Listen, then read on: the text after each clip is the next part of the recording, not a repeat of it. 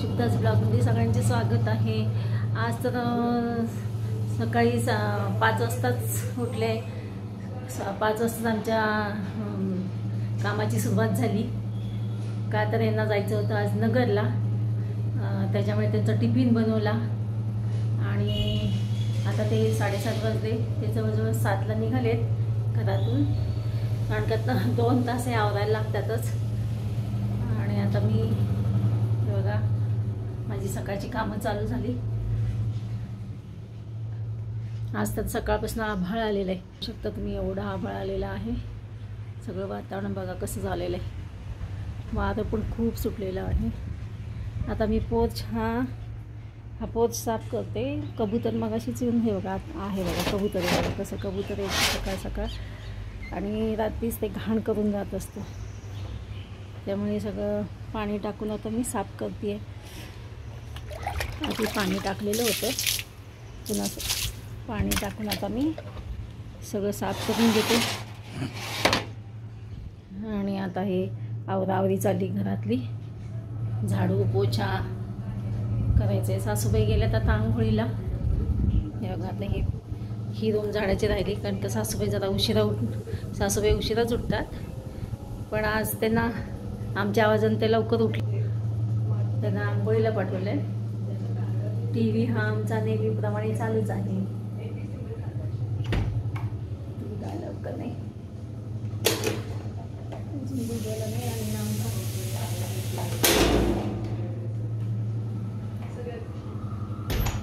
आज ह्यांना डबा भाजी पोळी केल्यामुळे त्यांच्या डब्यासोबतच मी पोळ्या करून घेतल्या। आणि आता भाजी बघू, कारण का काय त्यांच्यापुरतीच भाजी केली नाही, त्यांच्या डब्यापुरतीच। आणि आता बघू काय मग दुसरी भाजी आम्ही आमच्यासाठी करू। शेवग्याची शेंगा आहे, ते शेंगाची भाजी आणि दोन्ही सासू सुनांसाठी करू। पोहे भिजवून ठेवलेत। यांना म्हणलं नाश्त्यासाठी पण पोहे देऊ, ते म्हणले नको, मला पोहे नको देऊ, आता डबा दिले भाजी पोळी, पोहे कशाला देते, म्हणून पोहे त्यानं कॅन्सल केलं, फक्त भाजी पोळीचा डबा दिला। आता मी हे सगळं आवरून घेते। आपल्याला ही रोजची कामं झाडू पोछाही करावंच लागतात। आता मग करते मी।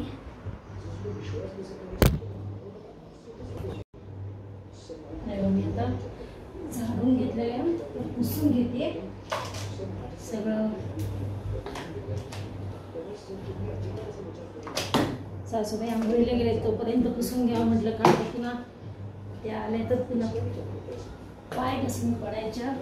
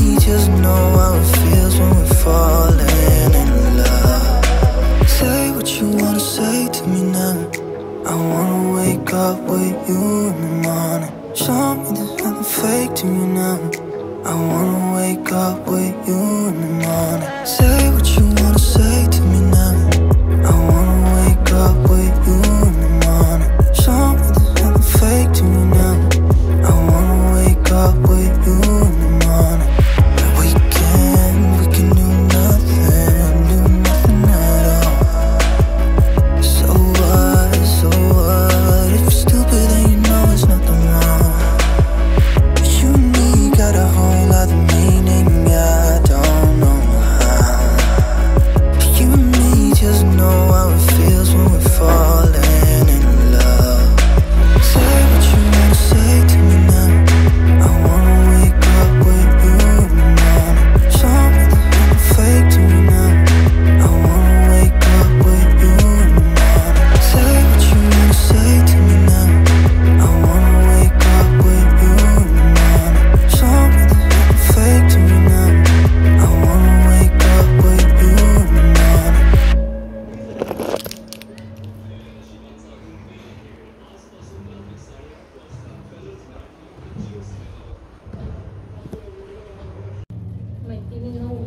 सकाळपासनं कामाची ही आपली लिस्ट चालूच असते. हे झाले की ते काम, ते झाले की हे काम करायचं, हे चालूच राहतं. आता बघा मी आता माझी सगळी कामं झालेली बऱ्यापैकी. आता काय करते, ह्यांना मी पोहे म्हणले होते ना, पोहे देते म्हणून नाश्त्यासाठी डबा द्यायचा होता यांना, पण हे म्हणले नको, भाजी पोळी तर दिली डबा, तर पोहे नको. त्याच्यामुळे त्यांचे पोहे राहिलेत.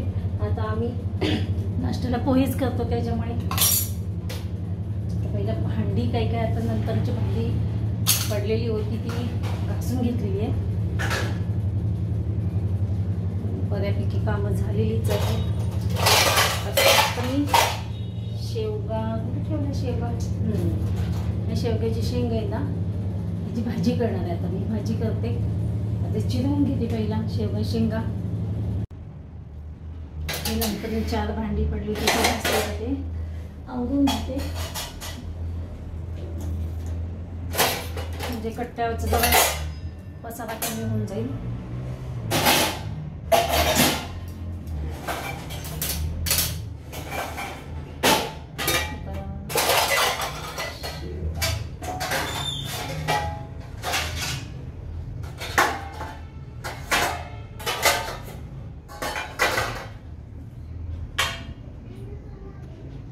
मी आता पोह्यासाठी कांदा, कढीपत्ता आणि कोथिंबीर घेतलेली आहे.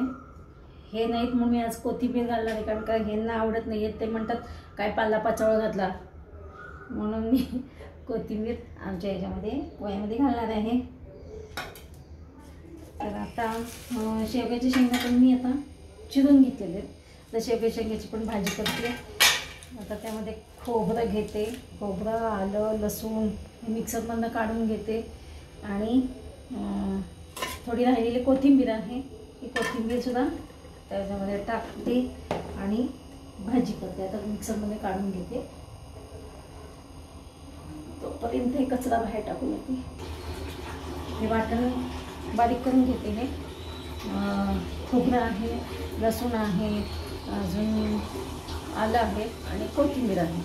हे सगळं मिक्सरमधनं काढून घेते. आणि पहिला मी आता काय करणार आहे, पोहे करून घेते. म्हणजे सासूबाईंना नाश्ता घेते. फॅन चालू, फॅन बंद करते. पोहे करून घेते पहिला, म्हणजे नाश्ता देता येईल. आणि मिक्सरमधनं मी काढून घेते. मिक्सरमधनं मी काढून घेतली आहे. आता पहिलं पोहे टाकते. पोहे करून घेतले.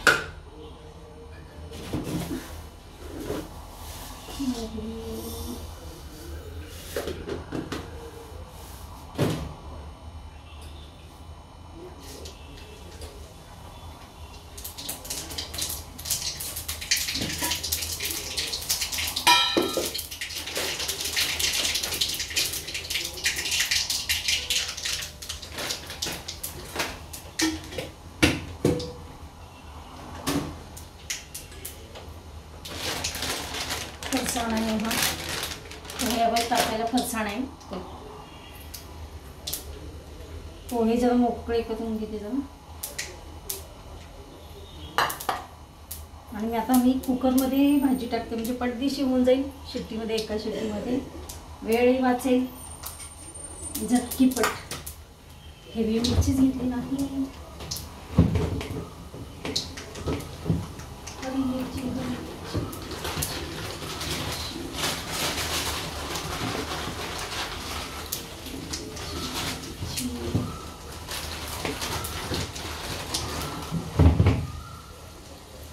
हिरवी मिरचीच विसरली होती मी.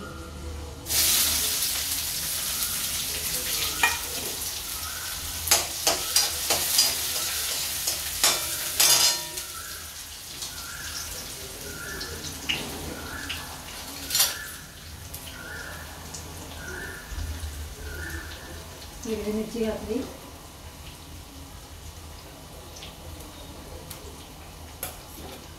पडली का?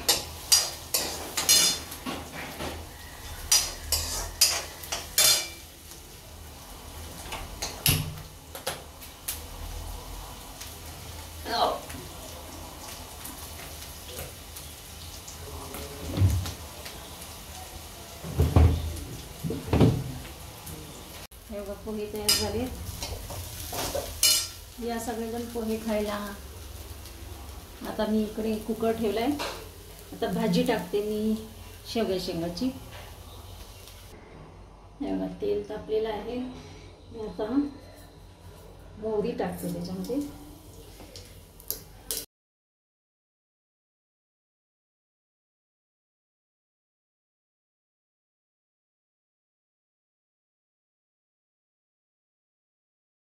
या सगळेजण शेवगाची शेंगाची भाजी खायला.